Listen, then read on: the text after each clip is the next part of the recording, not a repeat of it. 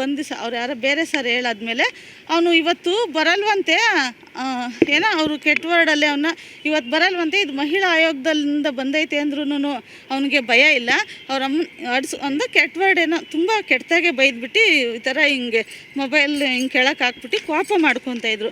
ಆಗ ನನಗೊಂಥರ ಇನ್ನೂ ಜಾಸ್ತಿ ಖುಷಿ ಜಾಸ್ತಿ ಇದಾಯಿತು. ಇವರು ಚೆನ್ನಾಗಿ ಆ್ಯಕ್ಷನ್ ತೊಗೋತಾ ಇದ್ದಾರೆ ನೋಡಿ. ಅವ್ನು ಇವಾಗ ನಾವು ಅವ್ರು ಹೇಳಿ ಟೈಮಿಗೆ ಬಂದಿದ್ದೀವಿ, ಅವ್ನು ಬಂದಿಲ್ಲ, ಉಗಿಸ್ಕೊಂಡು ಬಿಟ್ಟು ನಮಗೇನೋ ಅನ್ನೋ ಒಂದು ಇದರಲ್ಲಿ ನಾವು ಇದ್ವಿ.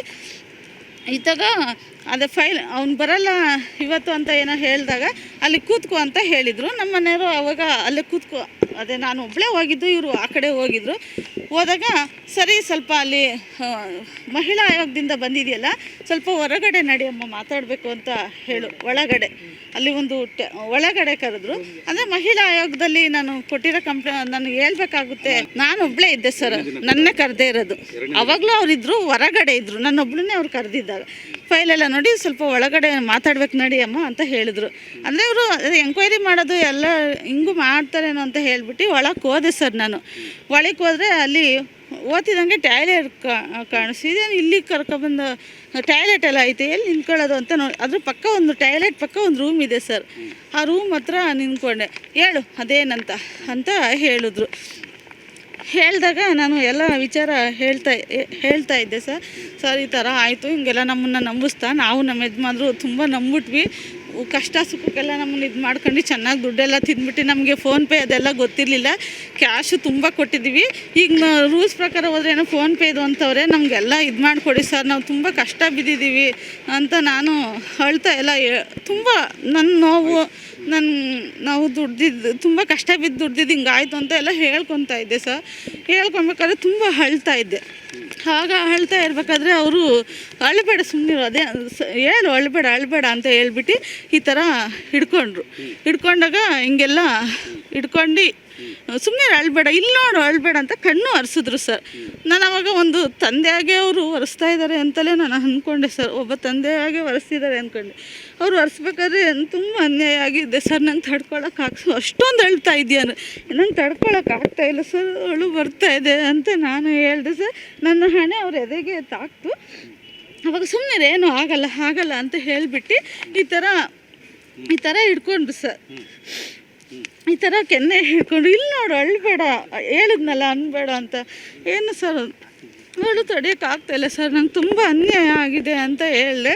ಹಿಂಗೆ ಈ ಥರ ಕಣ್ಣು ಒರೆಸ್ಬಿಟ್ಟು ಈ ಥರ ಇಲ್ಲಿ ನೋಡು ನನ್ನ ಮುಖ ನೋಡು, ನಿಂಗೆ ಇನ್ನೂ ಧೈರ್ಯ ಬಂದಿಲ್ವಾ, ನಂಬಿಕೆ ಬಂದಿಲ್ವಾ ಅಂತ ಹೇಳ್ಬಿಟ್ಟು ಇದೇ ಥರ ಡ್ರೆಸ್ ಚೂಡಿದಾರ ಡ್ರೆಸ್ ಹಾಕೊಂಡೋದ್ರೆ ಅದರ ಡ್ರೆಸ್ ಕೈ ಇಕ್ಕಿದ್ರು ಸರ್ ಅವರು. ನಂಗೆ ತುಂಬ ಒಬ್ಬ ನನ್ನ ತಂದೆಯಾಗಿ ಒಬ್ಬ ಅಧಿಕಾರಿಯಾಗಿ ಏನೋ ನ್ಯಾಯ ಕೊಡಿಸ್ತಾರೆ ಅಂತ ಹೋದರೆ ಆ ಥರ ಎಲ್ಲ ನನಗೆ ಆಯಿತು ಸರ್. ಏನು ಮಾಡ್ತಾಯಿದ್ದೀರ ಸರ್ ಅಂತೇಳಿ ನಾನೇ ನನ್ನ ಕೈಯಿಂದ ಅವ್ರ ಕೈನ ದೂರ ಇಟ್ಟು ಬೋಲ್ಟ್ ಹಿಡಿಯೋಕೆ ಓಡೋಗ್ಬಿಡೋಣ ಅಂತ ಬೋಲ್ಟ್ ಹಿಡಿಯೋಕೋದೆ.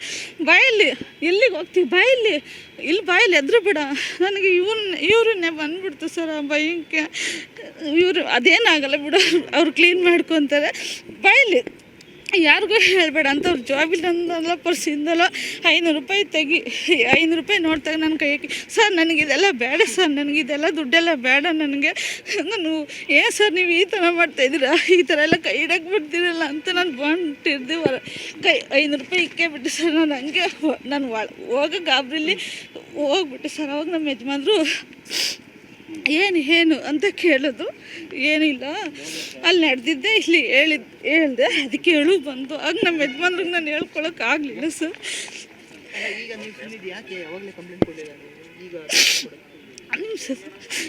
ಹೇಳ್ಕೊಂಡಾಗ ಅಲ್ಲಿ ಬಂದು ಸುಮ್ಮನೆ ಟೇಬಲ್ ಹತ್ರ ಕೂತ್ಕೊಂಡೆ ಸರ್. ನನ್ನ ಬಟ್ಟೆ ಎಲ್ಲ ಒದ್ದೆ ಆಗಿತ್ತು, ಕೂತ್ಕೊಂಡಿದ್ದೆ. ಆಮೇಲೆ ನಮ್ಮ ಯಜಮಾನ್ರಿಗೆ ಕೆಲಸ ಮಾಡಿರಿ, ನೀವು ನಾಳೆ ಬರ್ರಿ, ಅವ್ನು ಇವತ್ತು ಬರಲ್ವ. ನನಗೆ ಗಾಬರಿಗೊಂಡನಲ್ಲ ಸರ್ ಅದಕ್ಕೆ ನನಗೆ ಇನ್ನು ಅವ್ರ ಮುಖ ನೋಡೋಕ್ಕೂ ನನಗೆ ಭಯ ಆಗ್ತಾಯಿತ್ತು. ಅಲ್ಲಿ ಹೋಗಿದ್ದೆ ಸರ್. ಅವಾಗ ನೀವು ನಾಳೆ ಬರ್ರಿ, ಕಂಪ್ಲೇಂಟ್ ಬರ್ಸ್ಕೊಡ್ತೀನಿ, ನೀವು ಕೊರಟಗೆರೆಗೆ ಹೋಗಿ ಇದು ಮಾಡಿರಿ, ನಾನು FIR ಹಾಕಿಸ್ಕೊಡ್ತೀನಿ ಅಂತ ಹೇಳಿದರು ನಮಗೆ. ನನಗೆ ಹೋದ್ರೆ ಸಾಕು, ಬಿಟ್ಟರೆ ಸಾಕು, ನನಗೆ ಆ ಏನೂ ಬೇಡ ಅನ್ನೋ ಥರ ಇದೆ. ಆಮೇಲೆ ನಾಳೆ ಬರಲೇಬೇಕು ನೀವು, ನಾನು FIR ಹಾಕಿಸ್ಕೊಡ್ತೀನಿ ಅಂತ ಹೇಳಿದ್ರು. ನಾವು ನೆಕ್ಸ್ಟ್ ಡೇನೂ ಹೋದ್ವಿ ಸರ್ ಅಲ್ಲಿಗೆ. ನೆಕ್ಸ್ಟ್ ಡೇನು ಹೋದ್ವಿ ನಾವು ಅಲ್ಲಿಗೆ.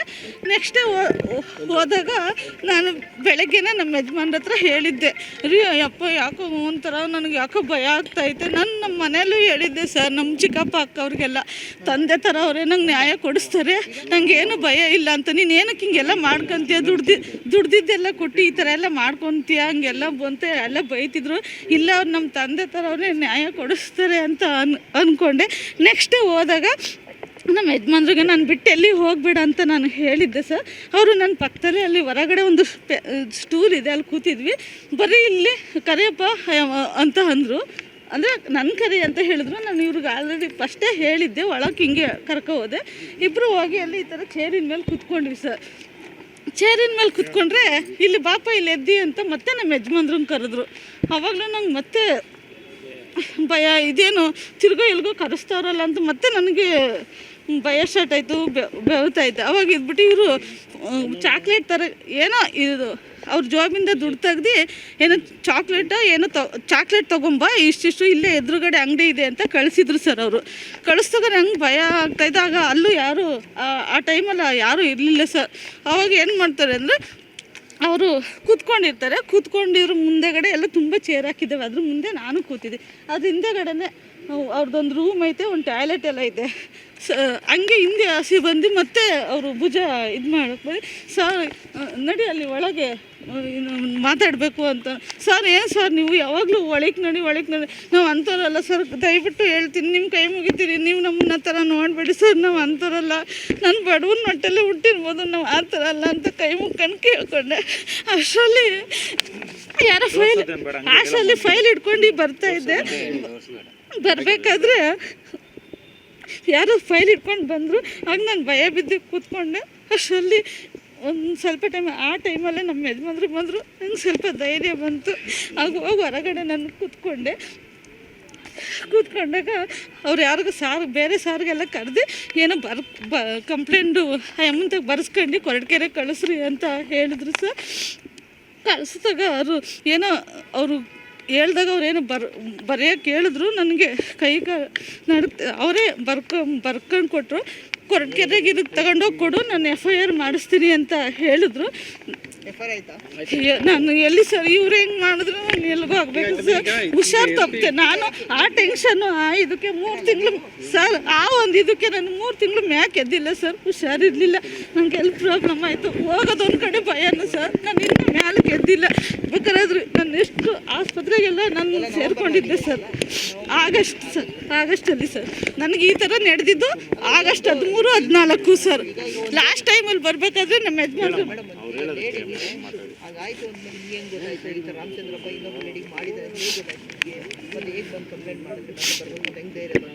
ನಾನೆಲ್ಲ ನಮ್ಮ ಬ್ರದರ್ ಹತ್ರ ಹೇಳ್ಕೊಂಡಿದ್ದೆ ಸರ್. ನನಗೆ ಹುಷಾರಿರಲಿಲ್ಲ.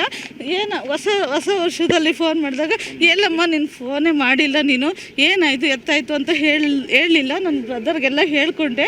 ನೋಡು ಅವ್ರು ಹೌದಾ ಇದೇ ಮನುಷ್ಯನ, ಅಯ್ಯೋ ಅವ್ನು ಏನೋ ಇದೆಲ್ಲ ಇದಾಗೈತೆ ಅಂತ ಹೇಳ್ಬಿಟ್ಟು ನಮ್ಮ ಬ್ರದರ್ ನನ್ನ ಜೊತೆ ನಿಂತು ಸಪೋರ್ಟ್ ಮಾಡ್ತಿದ್ದಾರೆ ಸರ್. ಆ ಧೈರ್ಯದ ಮೇಲೆ